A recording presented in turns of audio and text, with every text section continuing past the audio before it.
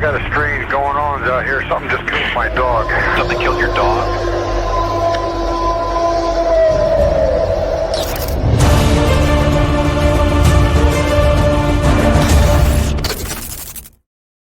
Hey everybody, good afternoon and thank you for joining the Cryptid Podcast. I'm your host Daniel, and you guys, today we have a pretty interesting guest with us today. We have Carey with us, and Carey has had quite an extensive amount of encounters, not only with Bigfoot, but with also Dogman. And some of these are pretty interesting to hear. But what I find even more, and it's kind of disturbing in a way to me, is that Carey and her husband have moved and moved and moved to get away from these things. So much so they had bought property or a house in East Tennessee, hoping it would be their forever home. Carey is now living in Indiana.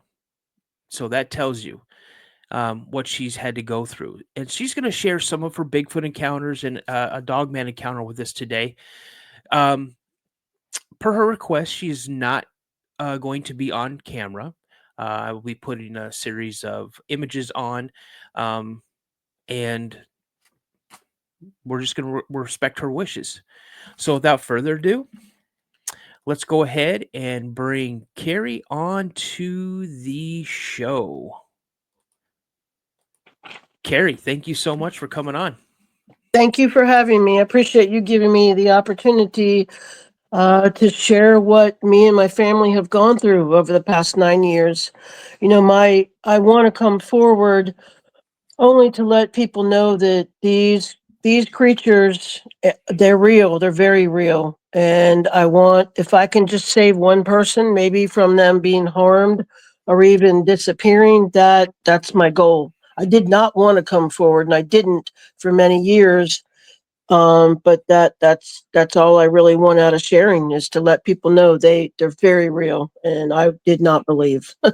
Well, you know, it's I find it admirable that you're doing that. I know a lot of other people and that not only share their experiences, but actually go out and research and report what they find, because for the very fact that they know something's out there. And a lot of people, you know, at times they turn into ostriches. They keep their head in the sand and they're not looking up and around to see what's going on around them. And as our population grows, their environment, their place of where they live is shrinking. So, you know, I believe that we're going to see a lot more encounters. And you know, some people are not going to be able to handle that, and they're not going to believe what they're seeing. Just like I wasn't really believing what I was seeing when I saw mine when I was 12 years Oh, old. yeah. Mm-hmm. So without further ado, let's go ahead and get into your first encounter, the kind of the one that changed it for you. Well, let me start off by saying I've always been able to feel energies. My family is of Irish descendants, and my father had the gift. So did my grandfather in World War II. So much so that he could get within feet of the Germans and take pictures of stuff, and without them even knowing he was there, and ability to know things. My sister is a very well, I'm not going to say her name, but she's a very well-known psychic in South Carolina. And I have a lot of the same abilities she has, except I believe in the Lord. And from what I read in the Bible, it says you're not supposed to, practice psychic stuff. It's an abomination to him. So I don't practice it. But when these things come around, it turns itself on, I guess, to protect me and my family. So And my father was in the military, and he raised us to pay attention to every detail. When we were little, he would have us do this thing where, because we had all girls, you'd walk into a store and he'd give us 5 seconds to look at somebody from the floor to the top of their head and turn our backs, and he would want us to describe everything they were wearing down to the color of their shoelaces. So I was raised to pay attention to every little detail. Plus, I grew up playing in the woods. I hunted for 20 something years, fished. So I was very much, an outdoors person, hike, kayak, you name it. So all of those things, take into play and account for me paying attention to when I'm outside to my environment. My first encounter, we were in Tennessee. We moved from Virginia. That was, but well, we were in North Carolina for a short time outside Camp Lejeune, and I believe that this might have been Bigfoot. We had rented a trailer before we bought our first home, and 8 feet off the ground, something would continually knock on the side of the wall. And we went outside and we would see footprints.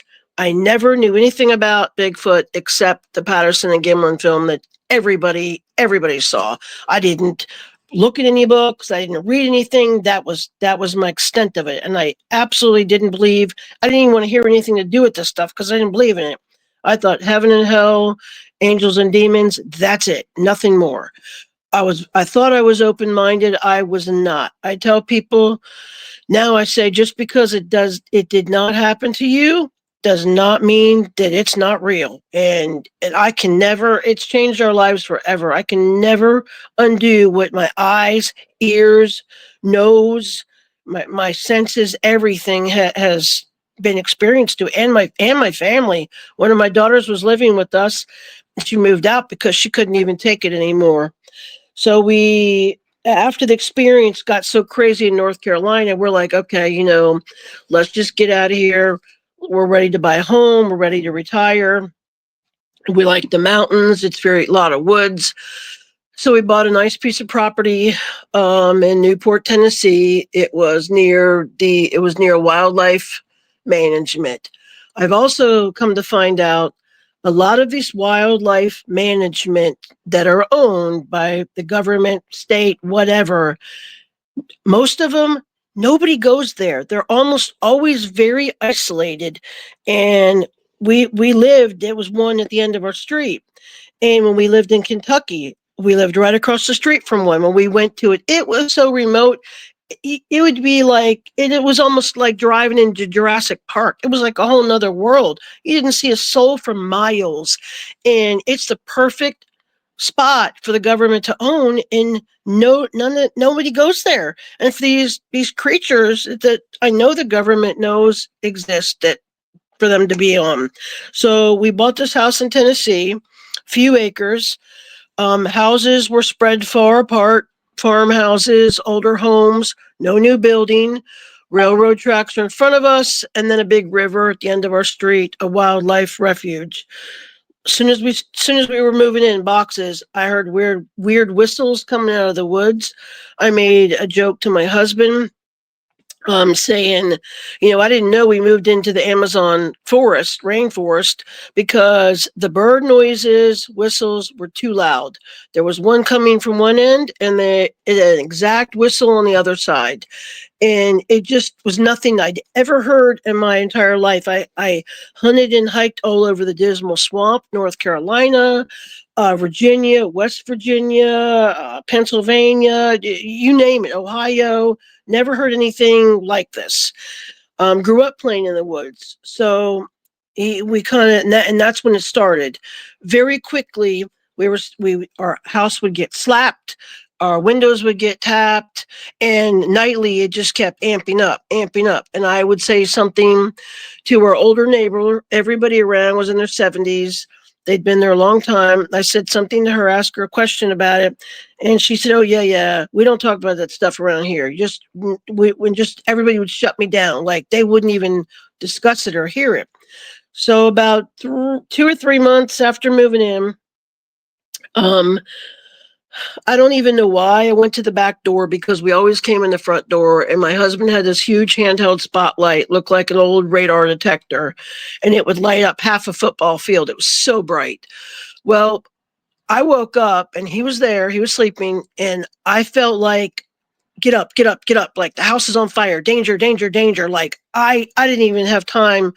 I didn't even feel like I had time to wake him up. I jumped right up. I grabbed the spotlight. I immediately knew where to go, went to the back door, and the back door was aluminum. We were in a modular home, and I was behind the back door. It had the 9 little panes, window panes. Well, I was panning the light across the field, and I was just expecting to see deer, because there was always deer out there daily. Deer, fox, turkeys, like every day something was out there. And I panned it all the way across the field. Well, it was about 5 acres, and it was a clear field. A small creek ran across the middle of the field, and then it would get wider as it went towards the wood line. And then I called it the gauntlet. There was a little crack about 15 feet in between the mountain ridge, where used to be an old logging road a long time ago that just kind of grew over. Well, I get to the creek, which is in the middle of the field. There's no trees right there. It's nothing, just a little crack in the flat ground. And I see this bear bent over, and I'm like, wow, holy crap, there's a bear there. We haven't had bears. Everyone says bears don't come down this far out of the Smoky Mountains because they don't need to. There's plenty of food up there from all the visitors. So then, before I had a chance to do or even think anything else, it stands straight up. And I'm like, whoa, okay, that's weird. And I see hands. I'm seeing it from a side view. I can see, I wanted to call it fur at first, but as I've thought about it, it was more like shiny hair. And it was thicker than an orangutan, but not as thick as fur on a dog. Like I could see skin, and it was like a mahogany-ish black, reddish, like woody, like a dark mahogany. And it was like the light sucked into this thing, like it didn't reflect off of it at all. And that was kind of unusual. That was the first thing that caught my eyes. The way the light hit it, I would have expected to see a little bit of reflection, but I didn't. It was like the light just absorbed into this thing. And it seemed like an eternity, but I'm sure it was only a matter of seconds. It leaned its head back. Gosh, I get so... It leaned its head back, and it screamed so long and so loud that it literally seemed like, and this is a crazy description, but this is the only way I can describe it. It sounded like a woman being murdered on the most scariest horror flick you could ever watch, but her guts coming out at the same time. Like, and when it first started, I crumpled over in a little ball standing up. And I was like frozen, and you have to push the button for this light to come on, to hold the light on. Well, I was frozen, and I don't think it was frozen out of fear, because the way we were raised, my fight or flight response was, you don't run, you stand your ground. And I've seen, bobcats, a cougar, a bear, a huge black bear chased me once up in the peaks of Otter in West Virginia, and I did not run. And I was by myself, so I've always stood my ground. So I don't think it was fear. I don't know why I couldn't move. I was frozen, but I was standing up position, crumpled over, and this thing was screaming so loud. And my first ridiculous thought was, oh my gosh, someone's going to call the cops. Because it was like, I want to say 3:25, 3:23 in the morning. And it was just so loud, and it was so ungodly quiet outside. This scream was echoing off of everywhere, and it just kept going. And I'm thinking, waiting for it to end, and it just kept going. And I realized I'm still frozen. And it was probably 20 to 25 second scream, maybe longer. and it started to hurt my ears. And when the scream first hit me, when it started, it was about a second. And then I got hit with something that felt like an ocean wave. It started from my head and it felt like a ripple going all the way down my insides to my feet. Like I literally, I could feel my organs vibrating. Like if you pull up to somebody and they have the bass of the stereo on their, their car too loud, and my organs were rippling, vibrating. I could feel them we measured it. It was somewhere. I didn't take a tape measure out, but I kind of walked it, and I forget now. It was somewhere between 70 to 90 feet away from this thing, but I could see it in clear view. There was no trees around, and I had the spotlight right on it. The trees were about 15 to 20 feet in the background, so I could see it. I mean, plain as view, I could see it had fingers, hands. Couldn't see its feet because its feet were in the creek. I could see that it was massive. We measured it compared to where I saw the top of the head of it to where the tree in the background. It was about 8.5 feet tall, somewhere in there. If I had to guess, and that's just a guess, I would say 600 pounds, but it was very solid. It wasn't like so hulked out, but it wasn't skinny either. I'd say medium. It did appear like it had a belly on it. Its stomach was kind of like an ashy off black color, like soot in a fireplace. Its skin, it didn't have a lot of fur hair on its stomach. I could see breast, but I don't know if it was a female or a male. But I could see a little bit of a stomach, like if a woman was maybe five months pregnant. But I realized after a few seconds, I kind of shook my head like a dog shakes it off. That's kind of what I did. I had to shake it off, and I realized, oh gosh, it's screaming because I still got my finger on the trigger, and I let my finger off the trigger, and it stopped screaming. And I'm thinking, oh my gosh, this is a freaking Bigfoot. I'm literally looking at a Bigfoot. No, these don't exist. This isn't real. No. You're told monsters don't exist. No. Okay. All right, Carey, calm down.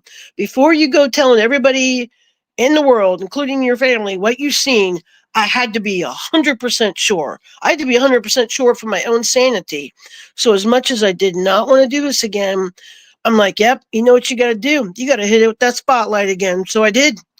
I turned around and I hit it with the spotlight again. This time it had moved into the beginning of the wood line, and the same thing happened again, except this time I was anticipating the scream.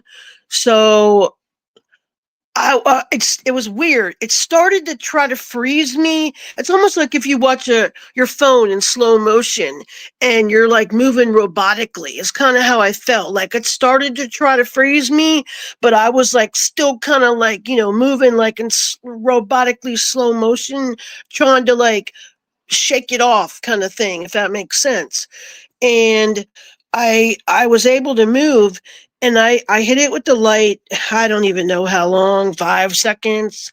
And I let my finger off the trigger, and I'm like, yep, you just saw a freaking Bigfoot. They are real. Like, oh my gosh. So my heart was like pounding out of my chest. I was stood at the back door, like shaking like a leaf. I made sure the doors were locked like a zillion times, and I went and laid down. I did not wake my husband up because I didn't want him awake all night long. So I just laid there the rest of the night. And as soon as he moved at like 6 o'clock in the morning, I was like, oh my gosh, guess what? And I told him, and he was like, wow, let's go down there and look. And there was footprints in the creek, but we didn't know how to do casting or anything like that. And there was a bunch of limbs broken off where it had smashed, like just busted up through, starting to do like a slow incline up the back mountain. And that was pretty much the first experience. And after that, it was like game on. It did not stop. It just amped up like incredibly. Oh, so much worse after that. Well, Carey, let me ask you this. So, and I'm going to put myself on camera here, so just give me a second here. So, about how far away were you when you noticed this, when you were first thinking it was a bear? Like, what was the distance between you and this? Between like 70, the back wood line, when you get to the woods, was 90 feet. So I would say 70 feet. Oh, Clear, wow. clear view. I mean, plain field. It was mowed. There was no weeds. It was all dead. Everything was dead. Just absolutely clear view as possible. Like, and it was hitting it with a spotlight bright enough to light up. It seemed like half a football field. Like, it was huge. That's insane. So I'm gonna go ahead and get you ready to come back on camera. So what after that happened, what was the next encounter that really sticks out to you? Well, the next and there was a bunch of little things that had happened in between here that had just been going on. They were tapping the windows all night long. My cats would run from window to window. They broke off two of the blades of my like palm leaf fans on the back deck because you could hear them spinning around at nighttime. There wasn't any kids around. There was no teenagers. It was farmers and older people. So it wasn't like I never even saw a kid in our neighborhood the whole time we lived there. Um, my husband had to be away on an overnight trip for work. And I did not want to be alone. So after I saw this creature, I had already gotten rid of all my weapons because I gave up hunting after we lived in the Smoky Mountains. I got a whole new appreciation for wildlife, and I mean, a bunch of deer, baby deer, I had bottle fed, so I couldn't do it anymore. So even though we were eating it for food, so I purchased a 50 caliber weapon with the scope on it, and I'm a very good shot. And I had it loaded under the bed, and he was going to go away on a business trip, and I didn't want him to go. And he's like, "You'll be okay." Well, I have a service dog, a large Rottweiler, and he's by my side. He's very observant. Well, it was 10 o'clock at night, went to go to bed, and you have to walk by the front door to go to bed. I had a habit of, since seeing this, of always checking the back door and front door locks. And I would do it, oh gosh, probably 50 times a day. And every time you do it, they'd make these real loud clicking sounds. So I would hear the front door and back door knobs always clicking like something was checking them. And I would look and I wouldn't see anything. So I heard the front door clicking. And I'm like, okay, maybe that's just my imagination.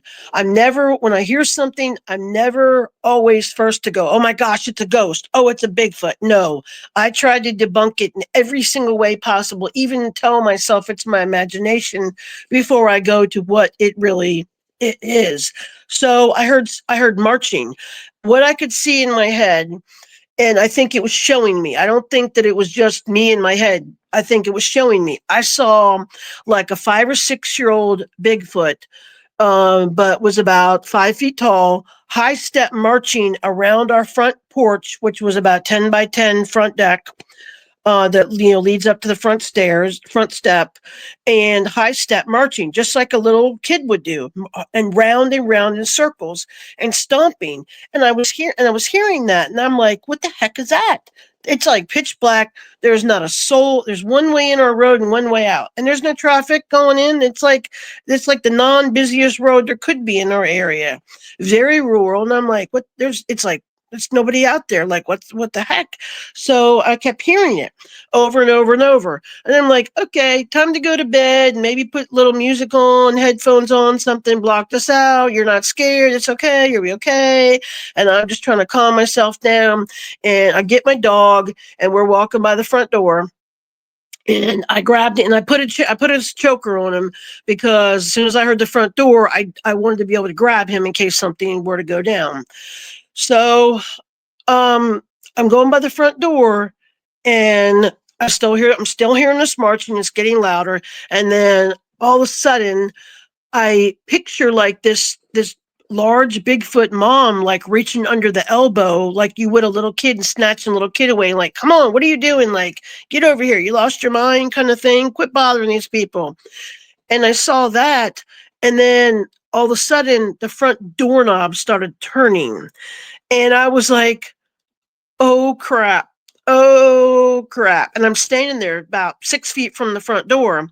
And my dog, he's turning his head from side to side. He's analyzing like, okay, it's mom. It's not mom. It's not dad. It's not the neighbor next door. It's not this. It's not that. Nobody ever came to visit. All my kids lived out of state. They hadn't been to our house yet. Nobody knew where we lived. So there should have been nobody turning that doorknob. Nobody. It was just me and my husband that lived there. He was away on a trip. So I'm thinking, okay. And then the dog starts, every hair on his body, like a pufferfish, stuck out, even on his sides. Not just a stripe down his back, but every hair on his body was sticking out. And he was doing the meanest growl I've ever heard him do. I didn't even know he could growl that mean. And then he starts backing up a little bit. And then my heart just like started like, and I started like hyperventilating. And I'm like, okay, I had to like get control of myself. So I'm like, okay, stop. You need to calm down or you're literally going to pass out. You're going to hyperventilate. So I said all this in my head, right? I never said one thing out loud, not a word, because I was in too much scared to death of what was just going down. So I said in my head, only in my head, okay, Carey, go get your gun. This is really happening. The second I got finished that last syllable, I had an answer in my head. Only way I can describe it, it was a thought voice. I can't tell if it was male or female. I know it wasn't my own. It answered me back, and it came from the center of my head. And it said, and I have heard one podcast not too long ago where somebody said they talk robotically. And I'm like, no, they don't. And then I thought about it. And now I see why they say that, because this is how it spoke. Just like this. It wanted to make sure there was no mistake that I knew what it was saying. And it was loud and clear. It said, do not bother. It won't do any good against us. And I was like, us? Oh, like, holy crap, us? Like, oh my God, like us, like there, like us, like there's more, like, and so I was like, so I'm like shaking my head, and then I start kind of laughing to myself, like, or out loud, like, nobody's ever gonna believe this. Who is ever gonna believe? So now I'm here. So now I'm hearing voices. So let me get this straight. So now I'm seeing monsters, and now I'm hearing voices, like, and I know I'm crazy a little bit, but I'm not that crazy. I'm sorry, I am not that crazy. So, let me say, I don't take any psychiatric meds. I have never in my life ever heard voices. I don't drink, I don't smoke, I don't do any drugs, I don't drink any alcohol at all. So there was no reason that this should be logically happening. So the only thing that I knew to do was I grabbed my dog, and it was everything I could do to drag him to the bedroom, which was another 10 feet away. And I sat on the bed and I started praying as loud as I could, in the name of Jesus, you are to leave. In the name of Jesus, you are to leave. And as soon as I said that, it was so quiet. Oh my gosh, you could have heard a pin drop. It was so quiet, like quiet. It was so quiet. It was like deafening quiet. And it was like, they were gone. It stopped. And that was actually pretty terrifying. They have talked to me in my head three or four times now. It's not an everyday thing. When they're around, I know they're around. One, I can feel their presence. I feel they have a different energy about them, a high energy that, like, the energy in the atmosphere changes. I know they're around, and my husband can't feel that. He doesn't have that ability. So he's like, what does it feel like? And I said, okay, imagine this. You're in a room, and you turn your back and you close your eyes, and somebody sneaks up behind you, and they don't make one single sound coming up behind you. Would you be able to feel them coming up behind you or not? And he said, probably. And I said, that's how it feels when they're around, but a lot more amped up. So that I know when they're around, and usually when they're around, I get headaches, bad migraines in the front part of my head, behind, right above my eyes, and the whole front of my head. And sometimes me and my husband will both get nausea. And I've noticed that he will get headaches too, and he doesn't know why he was getting headaches until I had mentioned, every time they're around, I get a bad migraine. Hey, Carey, let me jump in Yes, here real sir. quick.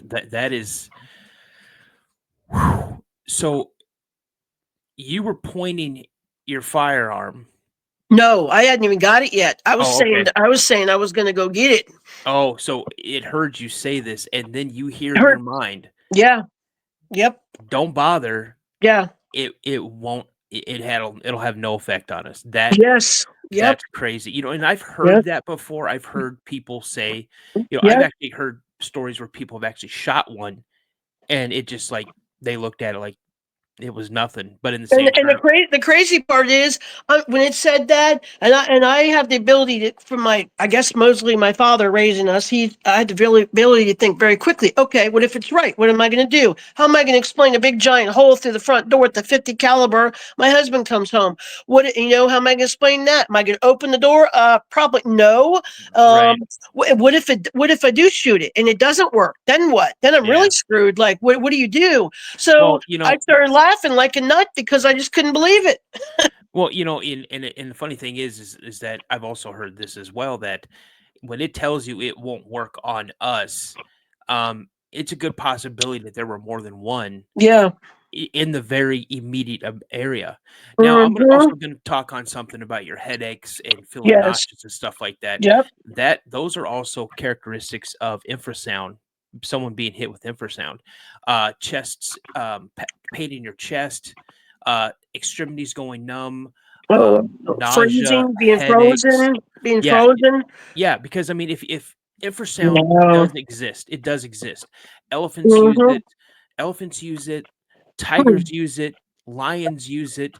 So Well, I wonder it if that's why I can feel them when they're around then, because they're putting off some kind of infrasound when they, if I well know, like I know, like I'll tell my husband, I'm like, they're here. And he's like, how do you know? I'm like, I know, I just know. And then something will happen. when a predator uses it, like a tiger, and tigers are Mm-hmm. notorious for using it. They use it to stun their prey, to confuse them, to get them out of Mm-hmm. the thought Oh, process, it and worked. it's easier. So Oh, so yeah. so after that happens, what happens next? Well, after that, I went to my doctor to see if I was okay to get a checkup. And then he starts listening to my heart and he's shaking his head. And he listens to my heart, he shakes his head. Listen to my heart, shakes his head. And I'm like, Doc, what's up? You don't do that. You're freaking me out. Like, what's going on? He's like, well, wow, I've seen you for years and I haven't noticed this before. I'm like, okay, like, you want to fill me in? Like, notice what? He's like, wow. I'm like, what? He's like, you have a very significant heart murmur. I'm like, no, I don't. He's like, yes, you do. I'm like, no, I don't. He's like, yeah, you do. You want to hear it? I'm like, yes, I do want to hear it. And I heard it. And I was like, well, how did this happen? He's like, I don't know. They don't normally just happen like from me seeing you last month to now. Like, what happened? And of course, I'm not going to tell him, well, I got a Bigfoot in my backyard screaming at me. I'm not trying to have the police come in and carry me away or something, and the men in white coats or the black coats, I should say. So I'm like, well, nothing. I mean, of course, nothing. So yeah, now I've had heart problems because of this, and I don't have high cholesterol. Okay. I've had none of that. So now I got a heart murmur.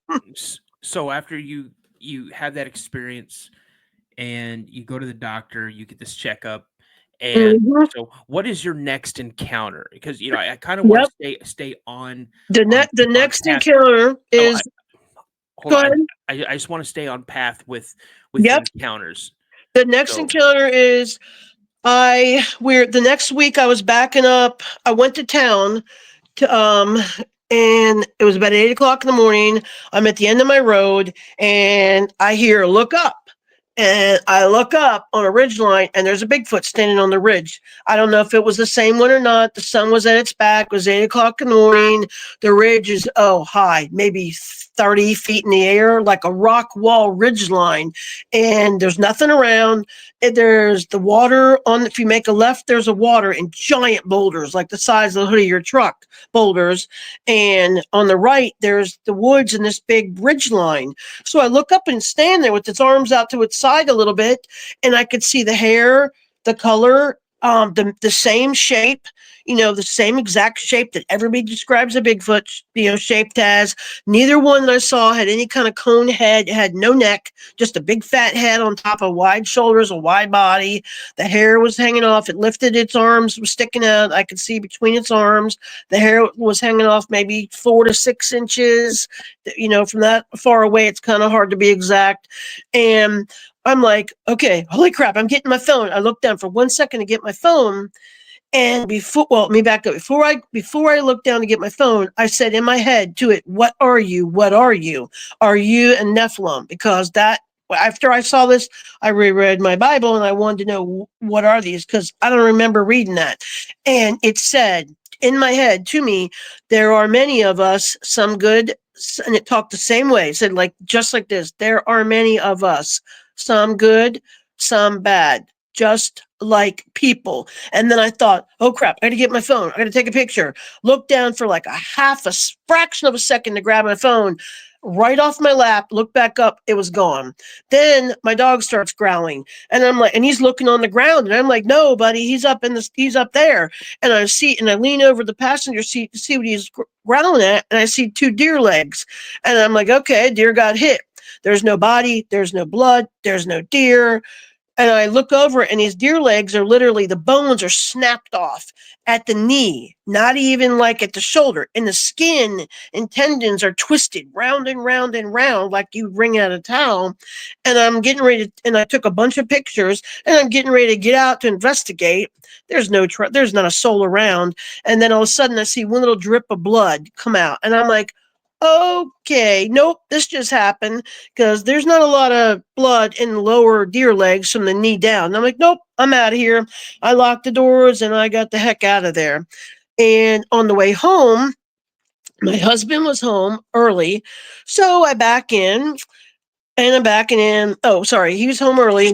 We had to go back to town. I was so upset I forgot something. So I'm backing in. Probably shouldn't have been driving. I was tired. I'm upset. You back up to the side of your house in the gravel. The wood line is 30 feet away. I felt eyes on me when I was backing in, first of all, and that distracted me. I felt I was being stared at. And I told him that. And he's like, oh, okay, you're good. I back up and I hear crunch. I back into his car. I crack his whole fender off, knock his fender off. I cave in the whole backside of my bumper, it was a pretty hard hit, about 2 basketballs wide and a basketball and a half deep. And it's fiberglass. Like, you cannot move this. And I'm like, oh no, I love my truck. And I'm freaking out. And I get out and he's like, it's okay. It's okay. I can clip my bumper back on. And I'm like, you can fix this, right? You can pop this out. And he's like, no, this is like $2,500 worth of damage. This is fiberglass. I can't fix this. So every day that week, I didn't go anywhere, but I walked by my truck and I kept saying, I want this undone. Please, please. I want this undone. I want to redo. Please, please. I did this every day all week long. And because this was a Sunday, I didn't go anywhere all week. It wasn't hot. It was the fall. And he has to work on a Saturday, my husband. So it's fall festival. I'm like, okay, I need to get out of the house, go to the downtown fall festival. It's a beautiful day. I go by my truck and I notice that the dent is popped out. And I'm like, what? Whoa, wait a minute. Which side was it again? I'm like, yeah, it was a passenger side. And I see this pile of white rocks, like quartz rocks. They're very white and they're piled on the running board. And they have a little white flower on, like a little like purplish white flower, like, find growing all over that area, sitting on the top of the rocks. And I'm like looking and I'm like, what the heck? You can't even tell that the dent was ever even there, except a little crack of the paint's cracked. It is completely smoothed out, like professionally smoothed out. So I'm like, oh my gosh, he must have taken my truck and got it fixed. So I'm like, okay. So I go to town, come back, and then I forget about it. The next day I say to him, thanks for getting my truck fixed, but I wish you wouldn't have spent the money. And he's like, Carey, I didn't spend the money. I didn't get your truck fixed. It's still broken. Or wait a minute, I didn't know your truck was broken. And I'm like, yeah, the dent. He's like, I didn't fix it. It's still dented. I'm like, no, it's not. I'm like, come on, I'll show you. We go out there. I show him and he starts laughing. And immediately he's like, we're being watched. I said, how do you know? He goes, I feel it. And we both looked at the wood line and we heard a stick break, like something moved. And I don't know how to explain it, but that dent was completely popped out. There wasn't any heat to pop the dent out. Nobody came by and fixed my truck. My truck hadn't been moved. And I said every day that I wanted that, please, please, I want to redo. Please, I want it refixed. Please, I want it fixed. And it was fixed. There was absolutely no explanation for that. None. That's wild. That is wild. So after that happens, where's the one defining moment encounter that you had that made you and your husband look at each other and go, you know what? We can't stay here anymore. We got to go. We got to find some place to get away from this. Yeah, there was pretty much two. I felt that one of these Bigfoots was zeroing in on me, like watching me too intently. Through the front windows, there was railroad tracks, and there was a heavy wood line that went to the river. The river was right on the other side, and I felt that I was being stared at so intently. Like I felt like it was only a matter of time before something happened to me. Like I got grabbed. I knew it was coming, and it got to the point where I didn't even want to go outside anymore. And I don't know. I just knew it was coming. I don't care how crazy I sound. I knew it was coming. So I got window tint that you tint your car, and I tinted just the front dining room windows where I was being watched.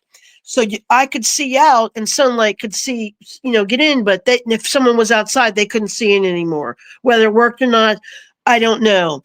That was one. And I said to my husband after that, I'm like, okay, we're going to solve this once and for all. If these things are really real, which we already know they are, we're going to do an experiment. We got it. We had a watermelon. We cut in half. The thing was huge. I could barely cut it. I could barely even carry it, doubled up in 2 Walmart bags. It must have weighed 25 pounds. It was so heavy. And it was dripping juice everywhere. And I got all the juice off. And I'm like, look, we're going to set it in the dry dirt right in the back field, the edge of the wood line. Nobody can see it. Nobody can even see me when I walk back there because the neighbors' houses are too spread out and far out of view. So I said, we're going to set it down the edge of dark and see what happens. So first we did set it down right 5 minutes before it got dark. And first thing in the morning, like we waited for daylight. As soon as it got daylight, we looked, it was gone. I'm like, okay, you stay here. Please watch my back. I'm going to, scared to death, walk out there and see what's there. And when I went out there, there wasn't any rind. There wasn't any sign of that watermelon being there. If it was a deer or anything else, you would have seen a little bit of juice, a seed. You would have seen a scuff mark. You would have seen something. There was absolutely no sign of that watermelon ever being there. But I turned around to walk away after notice that the watermelon's not there. And I look down and I see 2 snake skins side by side. One's about 4 feet long. The other is about 6 feet long. Placed parallel, right next to each other, laid out just a few feet in the same path that you walk along the edge of the wood line, in the same path where I put the watermelon, only a few feet from the watermelon. I don't know how I missed it the first time. Now that I think about it, as I'm talking about, it's actually the first time I've ever thought about this. I don't know how I did miss it the first time because I walked that same path, that same edge to go to where the watermelon was, and I was looking down, scouring every inch of the ground for any trace of any part of a watermelon, and I didn't see those snake skins. And I turned around to walk back, and there they were, plain as day. And I didn't touch them. I didn't pick them up, but I believe that was a gift for the watermelon. And I'm like, yep, we got to go. I can't take it anymore. Something was always happening every single day, night. Something was happening to where I wasn't getting any sleep all night long. Taps, bumps, stuff at the house. I mean, yeah. And then my husband said one day, I don't even believe, he was joking around, just being a smart aleck. He's like, these things aren't real. They're not even real. These things don't exist. And then all of a sudden, the second he said that, everything in the house goes, zoom. All the power, remotes, TV, cable, we had satellite, everything shut down. And I'm like, look, we're looking at each other like, what the heck? And he's like, I'm sorry, I'm just kidding. And then as soon as he says that, everything comes back on. And all the remotes and the TV and the microwave and the stove clock and everything's like beep, beep, beep, all these different beeps going off. And we're looking at each other like, yep, it's time. We're ready to go. And it didn't get better. Didn't get better from there. That, yeah, I couldn't imagine going through the constant, in a way, it's harassment, constant harassment. It was. And I mean, you guys did everything you possibly can. We're at about where we want to be with this, but I know you have more encounters, and I would love Yep. to have you back on for a part 2. All right. So let's go ahead and end it here. Okay. But I want to ask you a couple things before we Sure. do. Before, you said, you thought this was a joke. You didn't believe in it. Yeah. It wasn't true. Yep. And now it's obvious. Everything's changed. Very obvious. So if you had to tell somebody who is newly encountering these things or having the issues that you're having, what is one piece of advice that you would give them? I would say, number one, especially when I hear women hiking alone in the woods. I know you want to have your fun and relax, and I enjoy the woods too, but it's dangerous. These things, they are very, very real. And there are some rogue ones that have got kicked out of their family tribes or groups or whatever you want to call it. And they don't have to follow the rules, and they don't. And those are the ones that make people, I don't know for sure. Of course, I don't know for sure, but people disappear. And there's so many people that disappear all over the world now. It's not even a big deal. It's like an everyday thing. Like you might or might not hear about it, and then you're just, you're done with, and that's it. And I would say never hike alone. Don't go looking for them, because you will find what you look for, and you might not find the right one. And I would say, Carey, I would say carry a weapon. And if anyone's being harassed at their home like we were, the things I know that work from experience is you light your house up, the perimeter of your house. I mean, you light that sucker up like a football stadium. They don't Right. come into the bright light, and trail cams don't work. We went through all of those. They don't work. That's just a total waste of putting them around your house. But don't go looking for them, because they're going to find you, and you're not going to find the right one. And they're real. They're very real. I did not think that, everybody wants to live in this perfect little bubble, because we're raised to think monsters and these beings and creatures aren't real. Just because it doesn't happen to us doesn't mean that it's not real, because they are real. Well, that's some pretty solid advice. So, again, before we get out of here, what do you think these things are? There's no right or wrong answer. I think that they are some offshoot. I think there's some offshoot of a Nephilim or a Nephilim. I don't think they want to come out and say it. I don't know why, but that is what I believe. I think that they have something to do with that. I don't think I know that they're a spiritual being, because I've seen them move. They have incredible speed, incredible strength, and they can communicate telepathically. Gorillas or primates, they can't do that. And I'm not the first one that has said that they've seen them do these things. So gorillas, they can't do that. I don't think that they're alien. Doesn't mean I'm right or wrong. I mean, I don't think that they're alien either. But that's just my belief. All right. Well, it's some solid advice you've given, and hey, your point of view is your point of view. If you would just stay in the lobby real Sure. quick.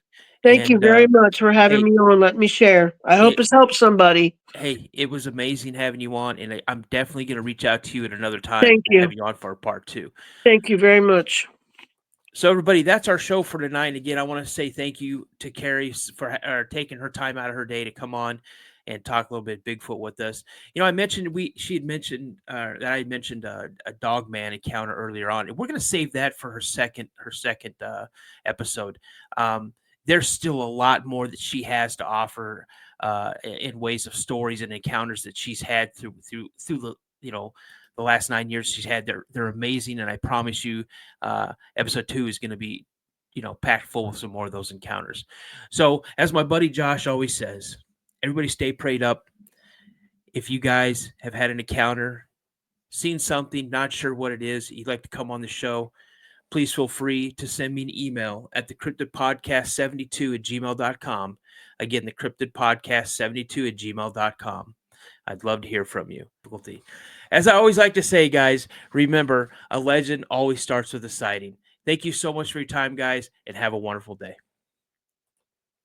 I got a strange going on out here. Something just killed my dog. Something killed your dog?